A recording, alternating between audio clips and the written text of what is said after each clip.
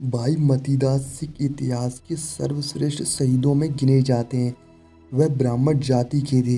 भाई मतीदास तथा उनके छोटे भाई भाई सतीदास और भाई दयाला जी 9वें गुरु तेग बहादुर जी के साथ शहीद हुए थे।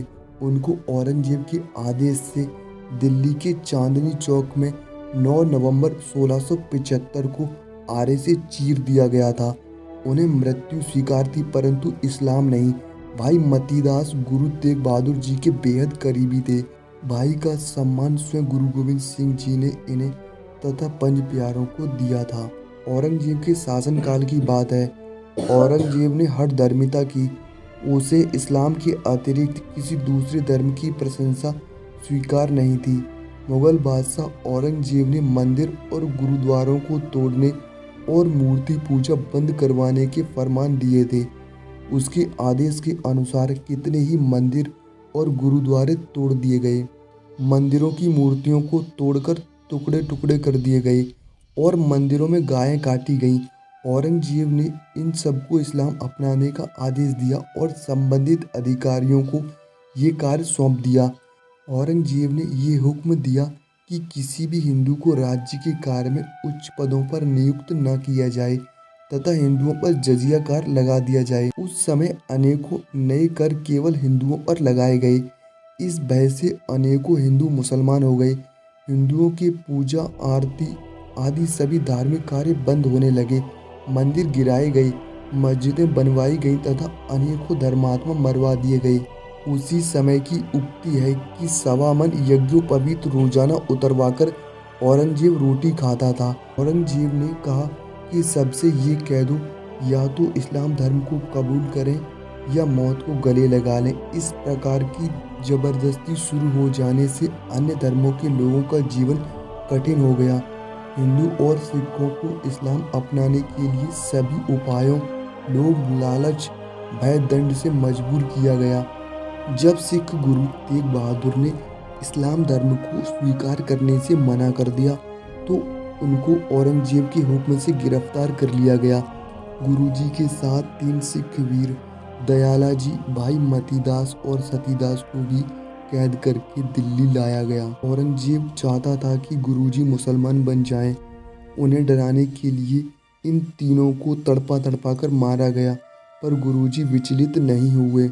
औरंगजेब ने सबसे पहले 9 नवंबर 1675 को भाई मतीदास को आरे से 2 भागों में चीरने को कहा।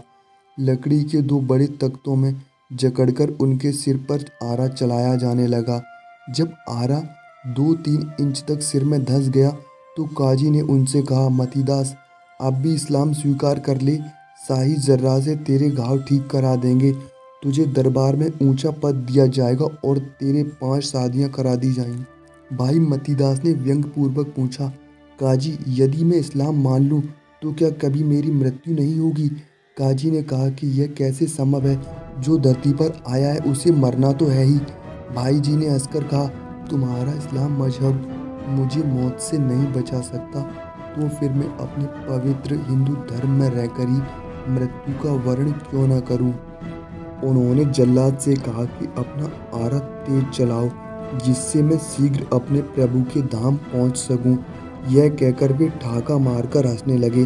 काजी ने कहा कि वह मृत्यु के समय पागल हो गया है। भाई जी ने कहा, मैं डरा नहीं हूँ, मुझे प्रसन्नता है कि मैं धर्म पर स्थिर हूँ।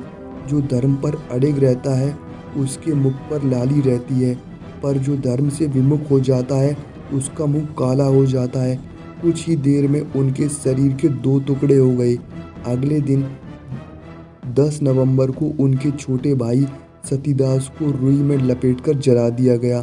भाई दयाला को पानी में उबालकर मारा गया। ग्राम करियाला, जिला झेलम निवासी भाई मतीदास एवं सतीदास के पूर्वजों का सिख इतिहास में विशेष स्थान है। उनके परदादा भाई परागाजी छोटे गुरु हरगोविंद के सेनापति थे। उन्होंने मुगलों के विरुद्ध युद्ध में ही अपने प्राण त्याग दिए थे। उनके समर्पण को देखकर गुरुओं ने उनके परिवार को भाई की उपाधि दी थी। भाई मतीदास के एकमात्र पुत्र मुकुंद राय का भी चमकौर के युद्ध में बलिदान हुआ था। भाई मतीदास के भतीजे साहबचंद और धर्मचंद गुरु गोविंद सिंह के दीवाने थे। साहबचंद ने व्यास नदी पर हुए युद्ध में तथा उनके पुत्र गुरु बख्श सिंह ने अहमद शाह अब्दाली की अमृतसर में हरि मंदिर पर हुए हमले के समय उसकी रक्षणार्थ प्राण त्याग दिए थे। इसी वंश के क्रांतिकारी भाई बाल मुकुंद ने 8 मई 1915 को केवल 26 वर्ष की आयु में फांसी पाई थी। उनकी साध्वी पत्नी रामरखी ने पति की फांसी के समय ही घर पर ही देह त्याग दी थी। भाई मतीदास तथा भाई सतीदास तथा भाई दयाला, इनके बलिदान का दिवस 9 और 10 नवंबर है।